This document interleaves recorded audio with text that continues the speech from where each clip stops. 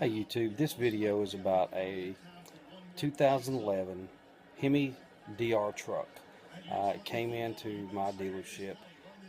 Had been to other dealerships with a very bad number 5 cylinder misfire. Other dealership had replaced spark plugs, a coil, an injector. They had even put valve springs in this engine. I want to show you what I did to kind of diagnose the problem and the technique that I used. Okay, what we have here is a lab scope screenshot of a in-cylinder pressure measurement. The equipment I used is a 4-channel lab scope from ATS. It's a pretty awesome piece of equipment. It's a 4-channel lab scope. Check it out. It's on their website, www.ats.com. I don't get anything for promoting their products, but I do love the product. Anyway, I made a 500-pound pressure transducer. And on the next video, I'm going to show you how to make one of those. But anyway, let's go over what this is. Okay, so if you see these 5 long pink lines. Okay, that is a measurement of 720 degrees. Okay, those peaks, the very top peaks, are your maximum pressure that your cylinder produces, just like you would do a compression test.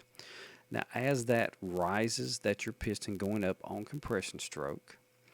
As it comes down, that is after the cylinder would normally have fired, that's your power stroke. Now, when it comes down to the very bottom of that line, it starts to rise just a little bit. That second large pink line, that represents where your exhaust valve would start to open. Okay, and you see those little ripples, those are turbulence as the piston is going up, pushing your exhaust out. Okay. The third line is where your intake and exhaust valve overlap would start. So your intake valve would start to open. If you look, the line starts decreasing, okay? And as it bottoms out there, that is actually where the intake valve is opening. You're kind of reading manifold vacuum, okay? And then the piston starts to go back up as the intake valve closes, back on your compression stroke, and the whole cycle starts over again. I don't know a lot of guys who use this concept. I did learn it myself. If you get a chance, go on YouTube, Automotive Test Solutions, STS. Go over this quite a bit. It's a really neat concept. But anyway, I want you to take a look at the intake valve, the way it looks right here. The duration of the intake valve open. You've got kind of a flat line where the intake is open, pulling in your air. And then we're going to take a look at the next picture. By the way, this is a measurement of a good cylinder. Now, if we look at this next waveform, this is actually a measurement of the cylinder that had the misfire, number 5. If you look at the intake portion, you can see how the graph goes down sharply and then rises back up sharply, almost like there's a peak at the bottom. This led me to know that we had an intake valve issue.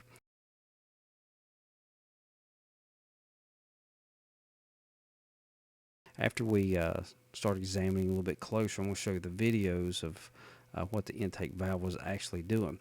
Now keep in mind, like I said in the beginning, this had been at another shop. There had been a coil, an injector, valve spring, intake and exhaust valve springs put in this cylinder. And they told this customer that their next step was to replace the head. Now these videos are of the number 3, 5, and 7 cylinders, so keep your eye on the middle rocker arm.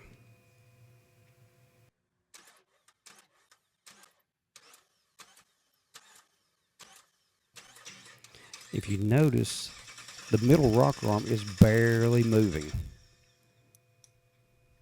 as compared to the 3 and 7 cylinders. So watch again.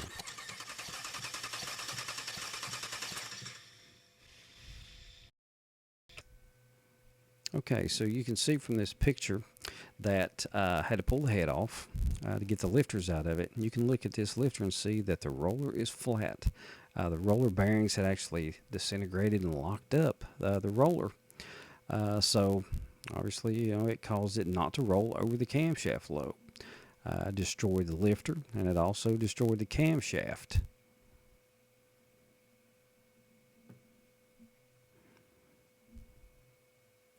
Here's another picture of the lifter. You can see how flat it is. So obviously, after this roller had disintegrated and wore down the camshaft lobe, you can see from this picture I used a bore scope down through the lifter bore. There's no lobe left. Very little bump. You can see at the edges of it how much it grounded off. So we have a destroyed camshaft and a lifter.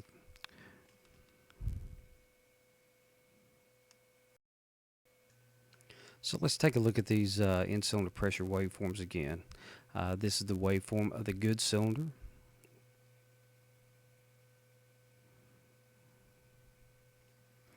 And this is a waveform of the bad cylinder that had the locked up lifter roller. So looking at these two waveforms, you can see the what a difference there was in the duration, the intake duration. The good cylinder had a long duration, good flat line there, and the bad cylinder had a really short duration. Hope this just goes to show that sometimes we as technicians, we don't do our basic checks. There had been at least a running compression test on this engine in the very beginning, and check the integrity of this cylinder, probably would have been fixed the first time. So always remember, check your basic integrity of your cylinder before you start throwing electrical components on it. Well, I hope you enjoyed this first video from Mopar Tech. A little bit about me. I've been a Mopar, Dodge, Chrysler, Jeep technician since 1988. ASE Master, L1, all that stuff. Please subscribe to my channel. The next video, hopefully, I'll show you how to make your own pressure transducer setup with its own power supply that you can use on any lab scope. It is a great tool. It does take some learning, but if you're familiar with how an internal combustion engine works, it won't take you much time to catch on at all.